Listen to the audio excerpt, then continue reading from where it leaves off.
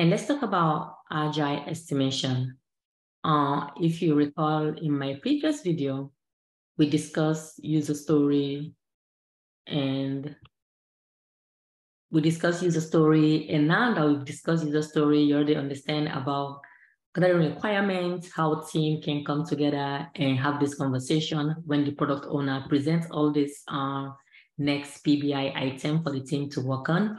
So now let's discuss what determine like how much workload a team can take in a given sprint. And that's where estimation comes in place.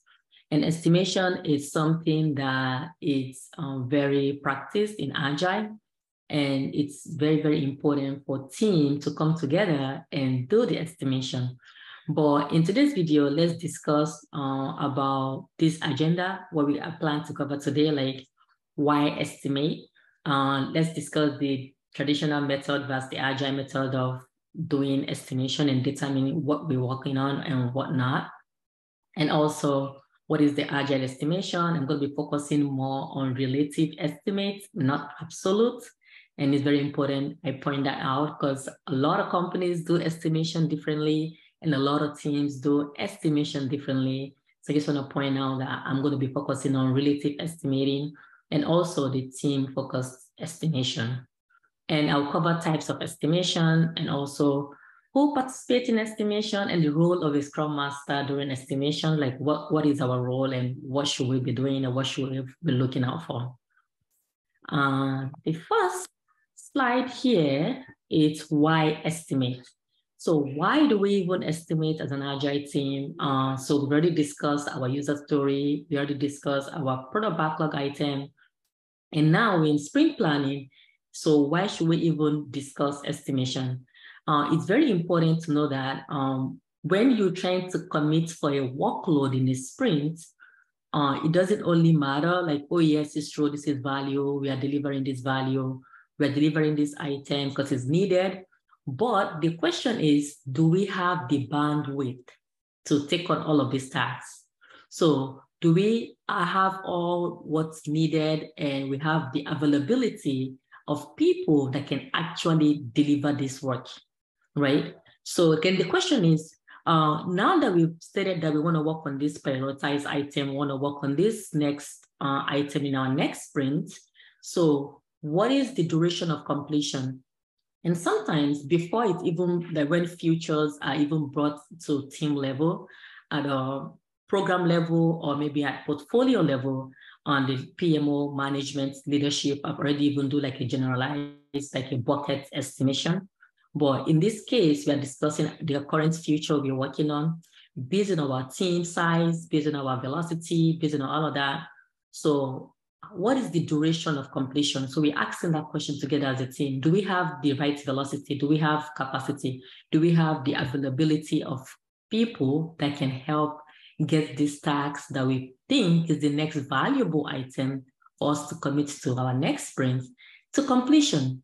So we're asking the question, oh, is this something that we can complete within this sprint? So that's where we're estimating to ensure that we are not overcommitting or we are not undercommitting. So then we're also having this question and asking in our mind before we even go into estimation is that how many can we complete in this sprint? How many can be done in this sprint? Like how many product backlog item? And when I say product backlog item, I mean anything in the product backlog, and we all know that it's not only user story that's in the product backlog. Sometimes we have bugs, sometimes we have spikes, sometimes we have enablers, sometimes we have like non-functional requirements. Sometimes we even have team tracking, like documentation, having those put in the product backlog item. So I know sometimes when people say PBI, which means product backlog item, people think it's just user story. So there are multiple things that can be in the product backlog item. So that's why when I'm referring to PBI, I mean anything in that. And I know people start saying, oh, Aisha, do we really estimate spike? Do we really estimate bug? I will leave that for another video about if we should estimate bug, if we should estimate spike. That's something I plan to cover later on in my recordings. So that's where the question is we are asking, how many can be done? And also the next question I'm asking is that when will it be done? Like the product owner too, I know for sure the video, I know, okay, when can this task be done? Is it something that we can complete within this sprint? Or if so, this future, how many sprints do we need to complete this future? Or how many sprints do we need to complete this epic? Or what else do we need to ensure that we can tell our stakeholder the rough estimate when they can expect this new functionality? So the product owner will always come with the requirements and come up with new tasks or new feedback they're getting from the stakeholder for us as a team to work on. And also as a Scrum Master, I'm looking at my velocity, I'm looking at my team and assessing to ensure that we even have the bandwidth to even commit to all of these tasks. So through estimation, it can give us that rough numbers where we can tell the PO, oh, okay, right now we overcommitted, or no, oh yes, right now we are undercommitted, so we can take on more tasks. So through the team conversation and that, so they can, so the PO too can go back to the stakeholder and say, okay, I think by the next 3 sprints, based on the team history, based on the team's velocity, based on their previous way of them completing their tasks, I feel like by sprint 3, this team will be able to complete this future. So that's why we estimate, just to give a predictability on when and how the stakeholders or the end users can expect this new functionality. So then the next thing we're talking about is release. And also we're looking at release, right? Because release is, I can do a whole video later too about release, because that takes a lot of different processes and steps on releases. So another thing that why we estimate is to also give a rough estimate, okay, when can we expect release 1 to be completed? How many sprints will be related to release 1?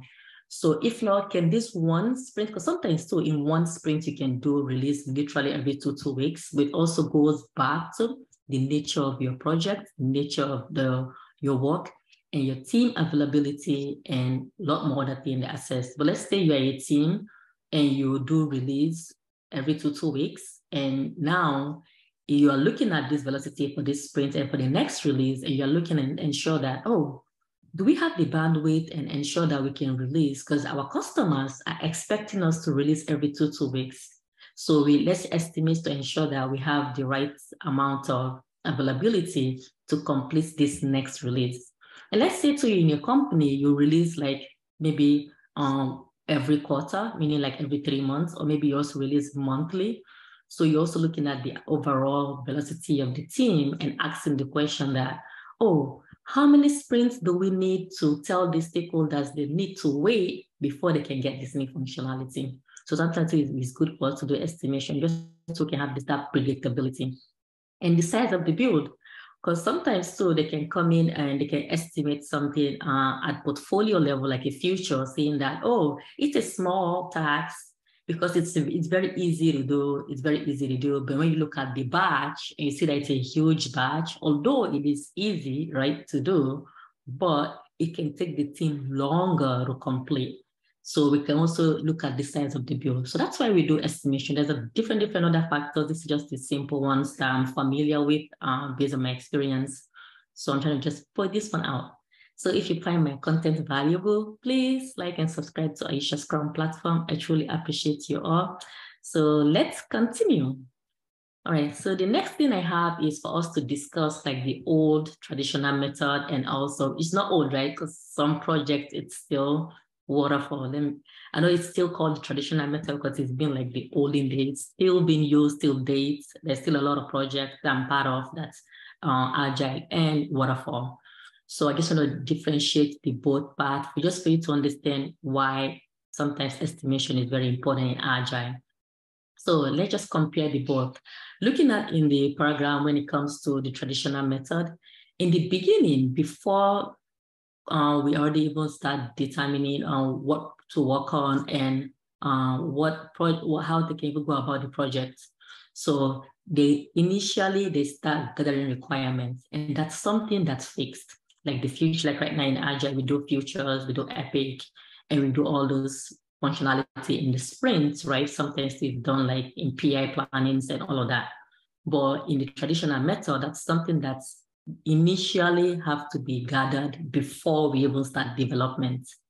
and it's heavily plan driven. So that's why the futures and those states in the beginning states, those are all fixed. Is the requirement gathering cannot be changed. And that's something that when we plan to complete 5 tasks in this plan, in this new project development, that do not change. And going in, we will always commit to those 5 features, let's say 5 features only. And it's heavily plan driven, and they must follow through the whole plan. They must follow through all the sequential steps in order for the developers to even start doing the development part of the work. And the resources, which are like team members or the people that are doing the work, they basically can come in and out. Sometimes they can be distributed between multiple other projects where they can work 20% here, 30% there, 40% there. And it's something that's estimated and it can be changed at any given point. And also the time to, although they will plan for like, oh, hopefully by within 6 months, we can get this release and get to production, we can go live with this. And in case things didn't go as planned, they won't hesitate to push time and push this date. Unlike in Agile, if you look at the graph, you look at the diagram, and our resources, meaning the team members, the development team, the Scrum team, it is fixed. That's why you hardly go to an Agile team and see like every 3 months, everyone leaving up and down. That's usually the first thing we always gather is before we can start to think about building new functionality during the early stages of team formation. We are looking at which resources do we need, what skill set do we need, what other experience or SMEs do we need, and if so, based on the initial project they plan to develop or the initial new functionality they plan to develop, we are looking at those resources first because we want to get that dedicated team. Maybe we can have our developers, our QA, business analyst, product owner, and Scrum Master. All that can be fixed, and we will continue to work together as a team until hopefully we deliver this new functionality. And our time is also like something that's fixed, right? Because we have our sprint every 2 weeks, and it's something that hopefully at the end of each sprint, we are delivering valuable potential, shippable increments. And also it is heavily value-driven. It is true, we still plan, right? Because we still do our sprint planning and also discussing these futures and all of that. But at the same time, if we're working on the future and we realize that the customer do not like that new functionality, it's something that initially can be stopped at any given point, and something that's more valuable to the end users, we can introduce that to the next sprint. So that's the beauty of Agile. So at any given point, we always are focusing on value, right? We are not so focusing on, oh, we must follow this plan, we must follow these steps, we must follow that. But instead, what is so important to the customer? What is so important to the business? What is actually giving us increased value, increased return of investment? So that's the main focus in Agile. So I hope this little program helps. So the next thing I'm going to be discussing is what is Agile relative estimate.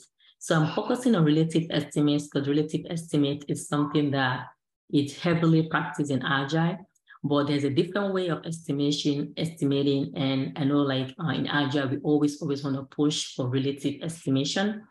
And a lot of companies do this differently. A lot of teams estimate differently. And sometimes I've seen an Agile team that do not even estimate at all. They just do not believe in that.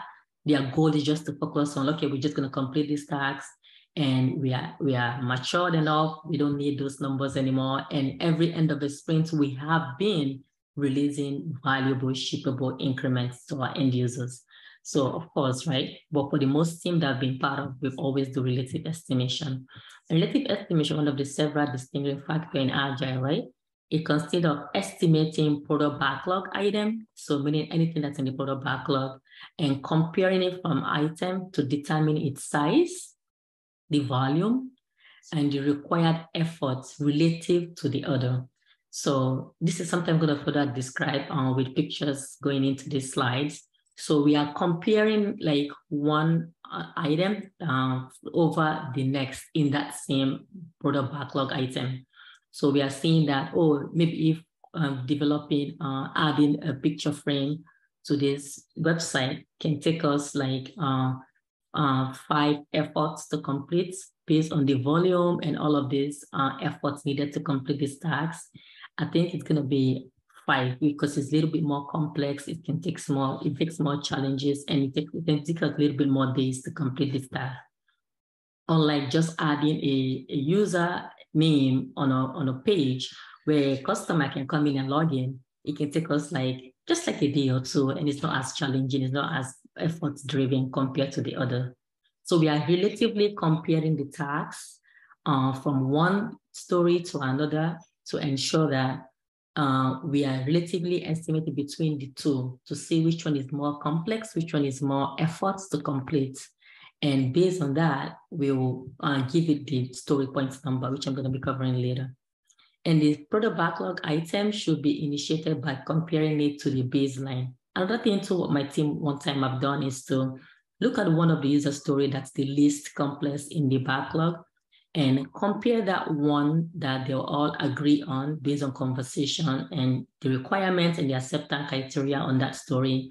And they'll be, okay, at baseline, to complete this one task based on our experience, based on our skill set, it will take us one story point of efforts to complete this task.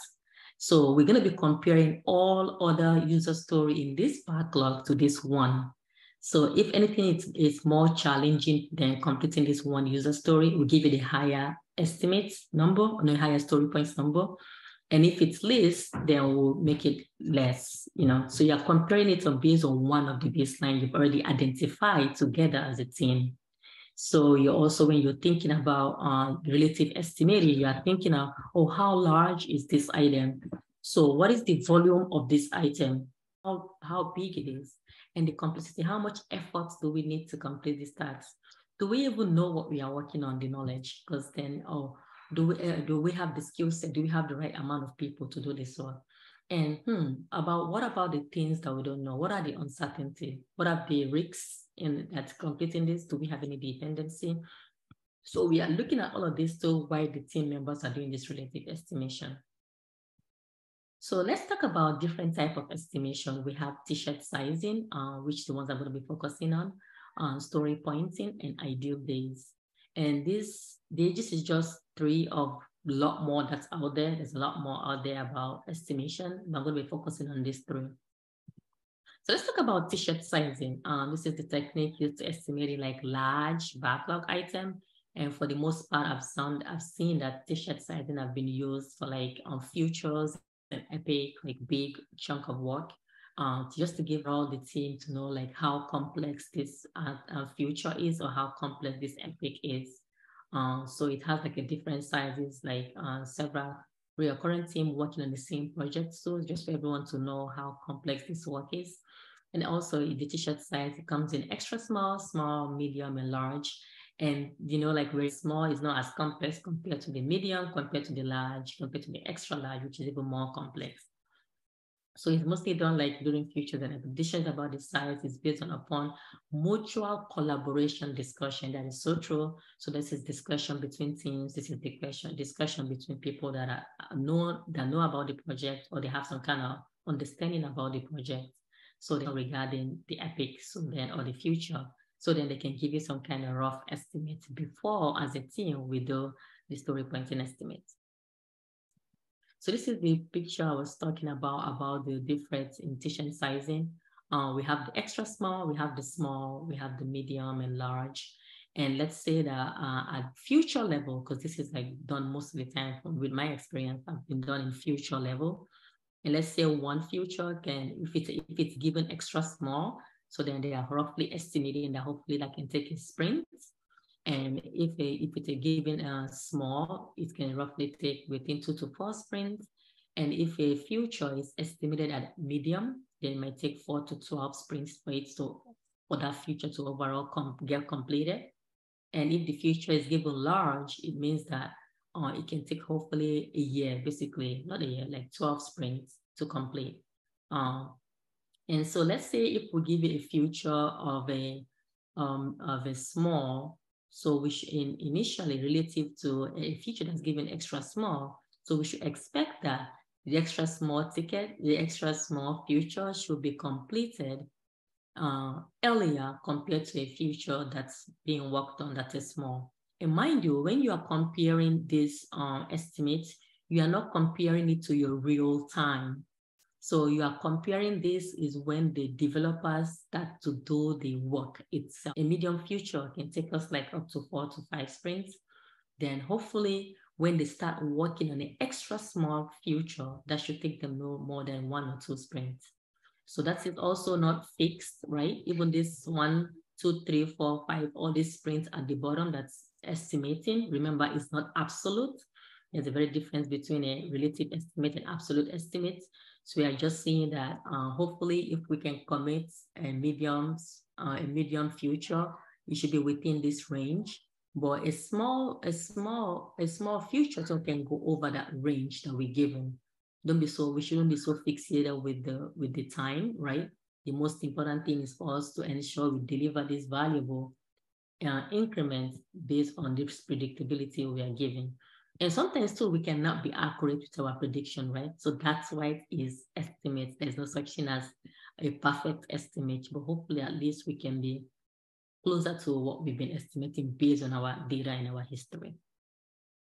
So that's that. So let's talk about the story points. And when it comes to story points is measure the magnitude and how large a product backlog item is.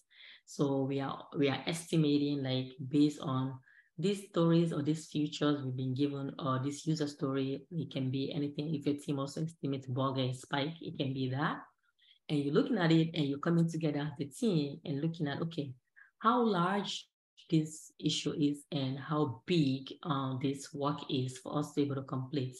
But it's very important to keep in mind that when it comes to story points, there's all of these factors that affect the way how we give a number to a story point.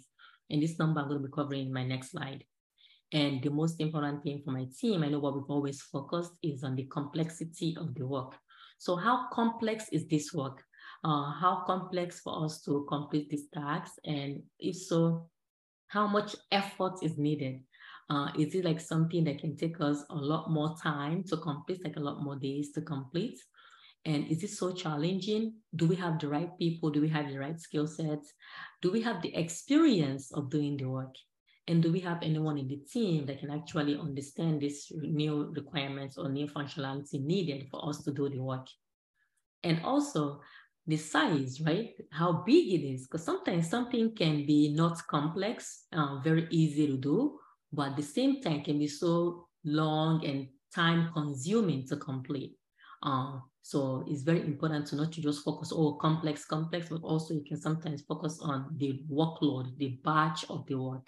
It might be easy to do, but it can take longer to complete. We also have to account for all of those times while we are also keeping in mind why we are story pointing.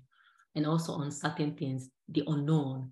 Because sometimes if you don't know something, it's difficult for you to even give a number of story points to the tasks, right? But the good thing about Agile is that every 2 weeks, you can estimate in retrospective. You can also discuss something that you estimated that was so out of control, like, oh, maybe we should have not given that 8, or maybe we should have not given that such a low number of 1, where we didn't even know some of the things. Or sometimes too, developers can be so confident in their estimate and in their work, and they will start doing the development part of the work and realize that a lot of things will start uncovering while they are doing the work. And that's something that's very good for you to discuss during retrospective, right? So that's why you're touching on those uncertainties and all of that. And the volume, I already discussed, like the volume. So these are all the factors that we always like to have in mind why team are having conversations regarding a user story, or regarding knowing like what numbers they will come together and agree and give this estimate. So speaking of numbers, on how can they come to this number and what's all the story points in beginning, right? So story points, these numbers are these numbers are from the Fibonacci sequence, number.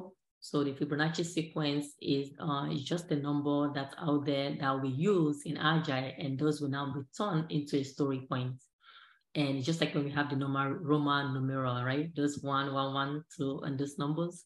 And the Agile poke and these numbers were taken from the Fibonacci sequence number, where the number will start with 1, the 1, 2, 3, 5, 8, 13. That's how the number goes.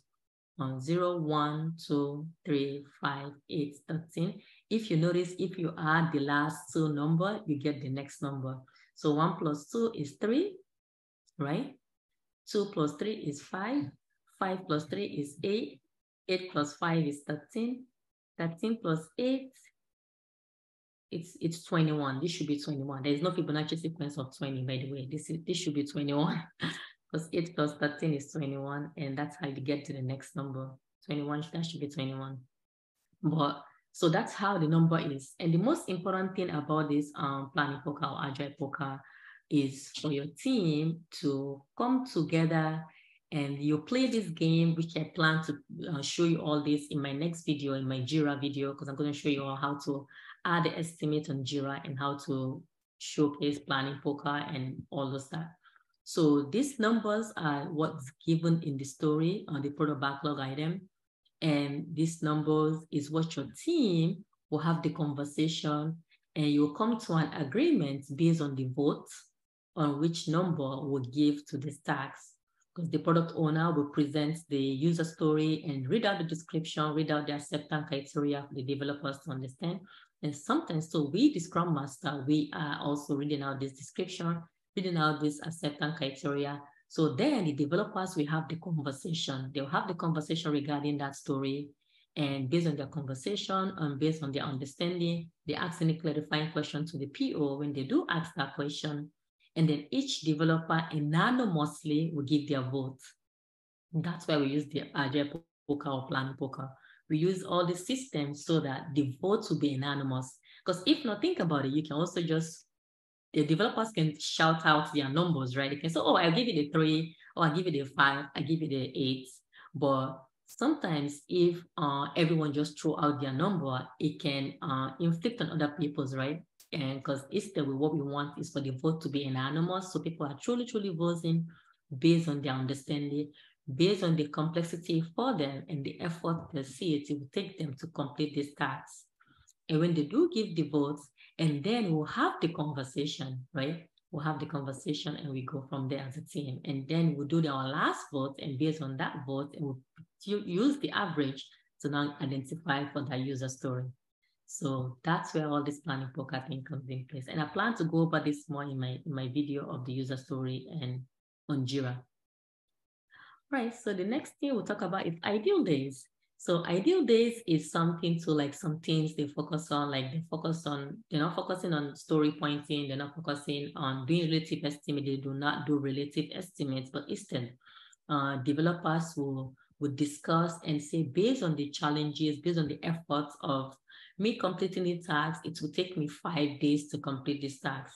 It will take me like 7 days to complete this task. It will take me 2 days. It will take me 4 days to complete this task. So then on Jira, we'll not give this number to the user story itself.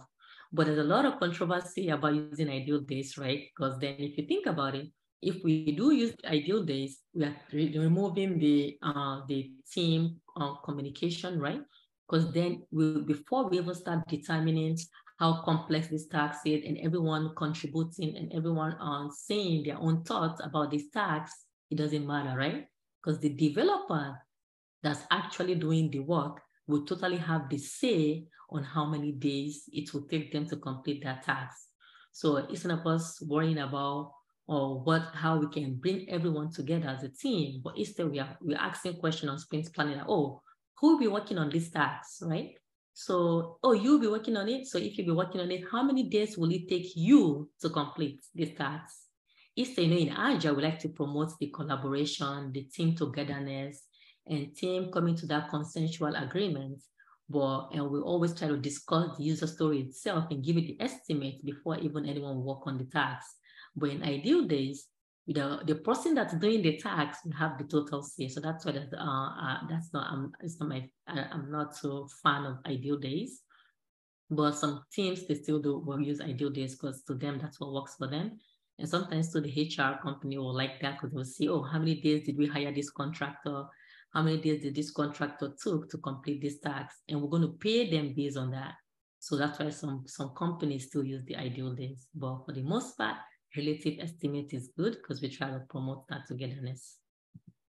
So now I found this cheat sheet online.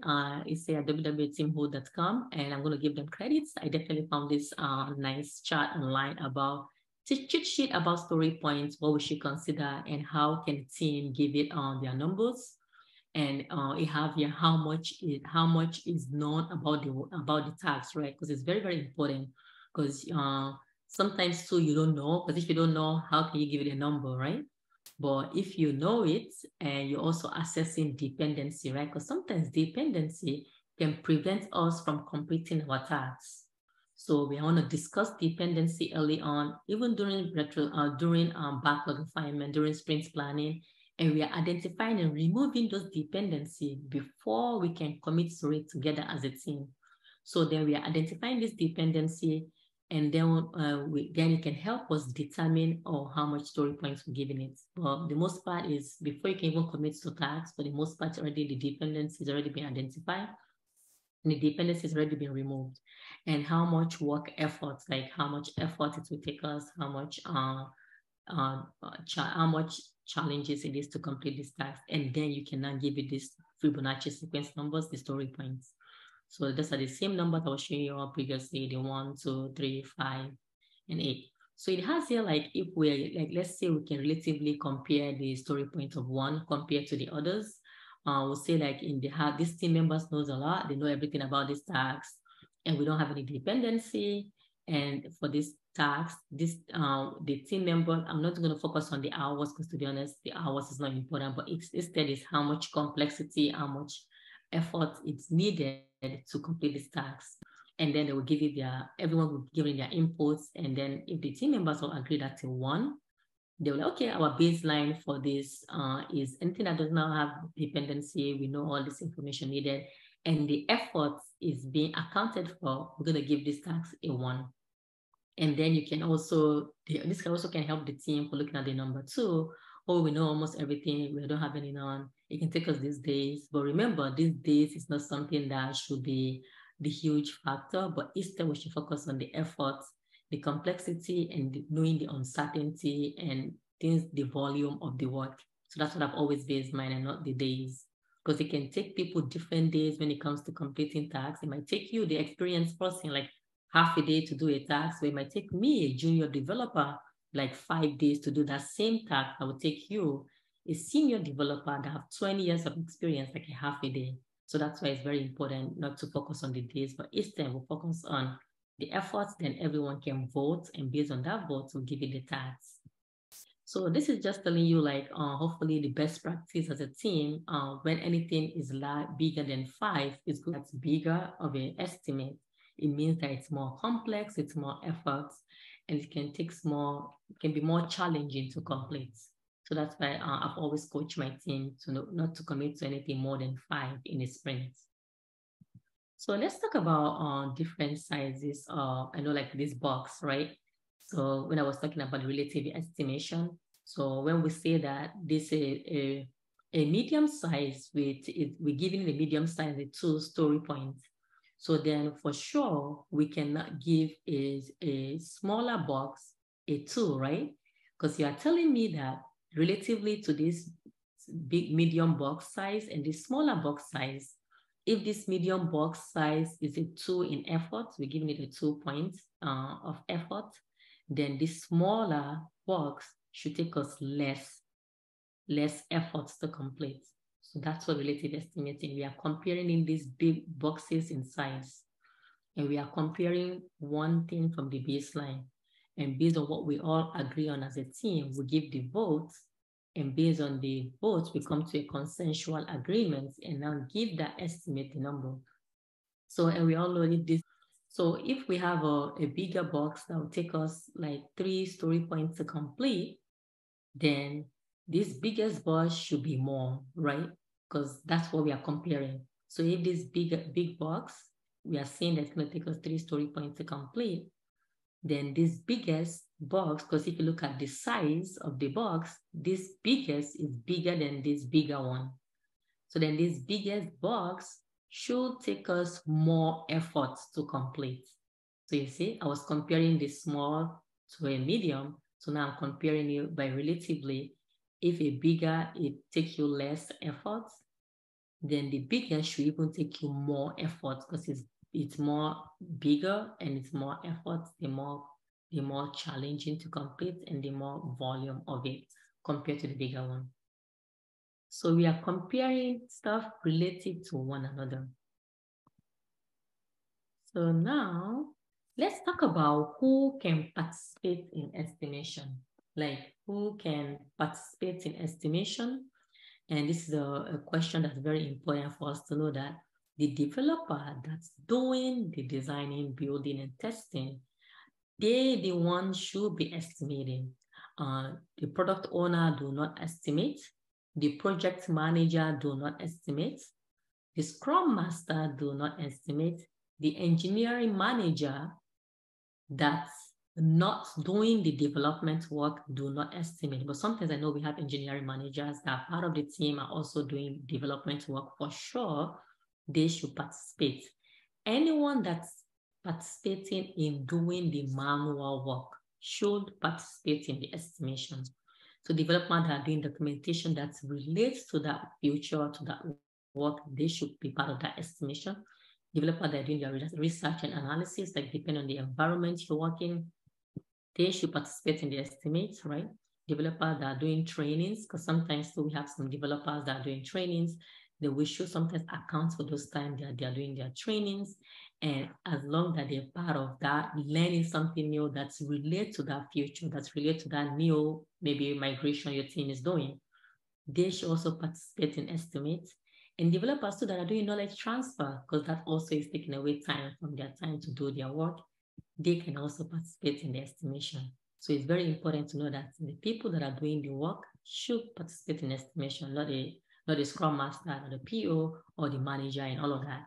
And we should be very mindful that the developers participating in this estimation can also help promote that communication, that togetherness we like to promote in Agile, and get them also to take accountability for their work, because they had the say on what estimates to give in their work. And based on that, they'll automatically feel that, oh, this is something that I said I'm going to do. This is something that I've given. Then yes, I'm going to be doing this work. So the benefits of team estimating, right? So let's talk about the benefits of estimating. What is the most important thing about estimating? We are promoting team collaboration, right? So that's what I love about relative estimate, unlike ideal estimates, because ideal estimate is the person doing the work giving the estimate. But in relative estimate, we are all coming together, having this question, having this conversation, and playing this card, giving votes based on our own understanding, and we'll come together and discuss on this item, and they will agree together as a team and give that to the estimate. They promote alignment within the team, right? They also promote the knowledge that's needed within the team so everyone can explain. Because sometimes you can have the team, they have different skill sets, different level of experience, and this conversation always is basically meaning like training, because then the person that knows the work is taking their time, explaining the task, explaining what's needed, just to help the other junior people in the team so they can be able to ask questions and ask any clarifying question, and know that they're also part of a team that can help and support them throughout their work. Help identify product backlog items that need to be broken down further. That is so true, because this estimation sometimes user and product owner will come with these new requirements and present it to the team, and they might not sometimes be aware that it is such a big work compared to the business case where they've written. And then the developers will be like, oh, this is actually a lot more work when I'm doing this development part of the work. So I think it's best for us to split the story. So that's why it's good when you present it. I'm probably going to answer any clarifying question that is so true coming from the business or the stakeholder, because they are representing them, right? So they're answering the developers' question, answering any clarifying question needed. And sometimes too, the PO might even have to go back and get more information needed from the SMEs and come back, right? Promotes team estimation. So it's very important that when it comes to estimation, it's not just one person estimating or one developer or the person that knows it most estimate, but instead we want everyone to participate. All the team members should participate in the estimation, and everyone have a say, everyone to feel like their estimates also counted towards this task. And alignment with definition of ready and definition of done, Because, you know what, as we are trying to commit to these tasks and looking at all of this, what in that user story, we are also looking at our definition of ready to ensure that everything is all part of that item before we commit to that in the team. And also, estimation also brings out a lot of questions during team, and I've seen it multiple times during estimation sessions. They're asking all these questions. Sometimes people will ask you, oh, that's not part of our definition of ready. Or maybe we should include that in our definition of ready. Maybe we should include that. Oh, what about this? I think we missed that. And also can get the team to think about, oh, how we can move through this workflow to get our item to done. So they are also thinking about not only getting this work prepared and complete to get this work to work, but also how would it look like when it's done? And then we are thinking about how to connect all of this done in the definition of done and aligning with the sprint goal. So we are also thinking about, okay, this task we are working and this sprint goal we already have, is this something that even related to our sprint goal? Or do we have to revisit our sprint goal to ensure that these stories we are planning to work on match with our sprint goal? So it brings up all this conversation, brings up all this communication needed and this collaboration that can promote us all as a team in getting us to deliver these valuable increments. So now let's discuss the role of a Scrum Master during estimation. Like, what do we do? Like, what do we have to ensure that this can be a smooth thing and help everyone involved? So the number one thing is to understand your company way of estimation. It's very, very important because every company, sometimes they have their own reason why they are doing their estimation in different ways. And if you are new to the team or you are new to the company, it's very important for you to take your time and investigate and learn the company way of doing estimates. Because I promise you this, you'll hardly ever see a company where everyone do estimation the same way.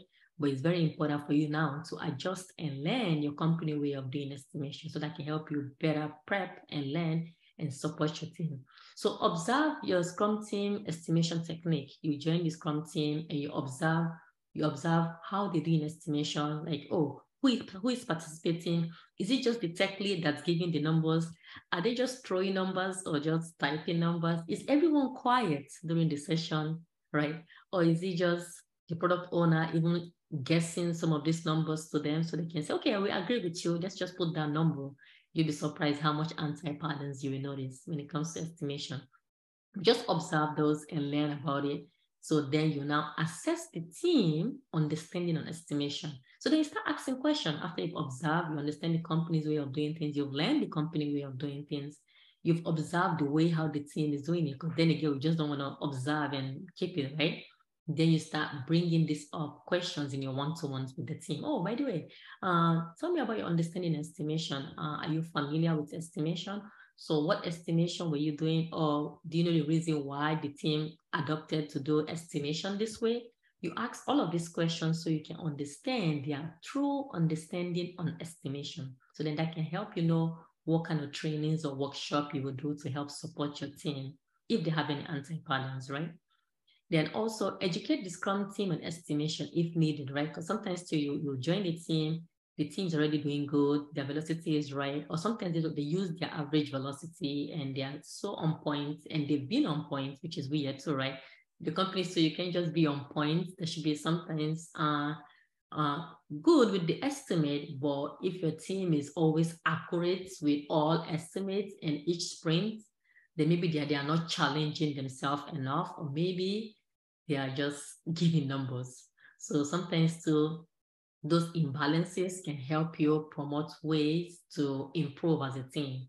So very important to know, and so you can know how to educate them.